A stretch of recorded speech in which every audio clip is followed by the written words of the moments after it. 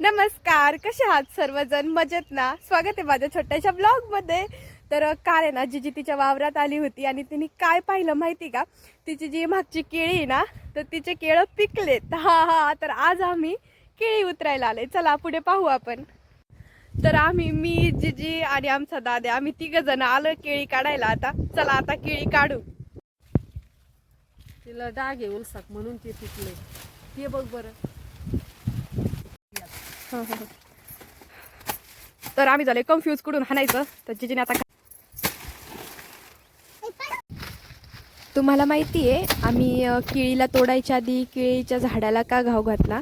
कारण पहिले लोक म्हणत आलेत की आपण केळीचे केळं तोडून खातो, तर त्याला पहिला घाव घालायचा नाही. पहिला त्यांच्या आईला म्हणजे केळीला घाव घालायचा आणि त्यानंतर केळं काढायचे. आणि आमच्या इकडं केळं पिकवायची अशी नॅचरल पद्धत आहे. गोणीमध्ये केळं ठेवायचे आणि 2-3 दिवसानंतर ते मस्त असे पिकतात, त्यानंतर खायचे. तर आमची एक केळी काढून झाली आहे. तशा तर 2 केळ्या पिकल्या होत्या, पण जिजीचं असं म्हणणं आहे का ते केळ थोडंसं काळं झालं मग त्याच्यामुळे पिकलं असं. तर ती म्हणली आपण अजून त्याचं दुसरं केळ पिकले ना मग काढू. तर दुसरा ब्लॉग पाहण्यासाठी आता सबस्क्राईब करून ठेवा. चला बाय.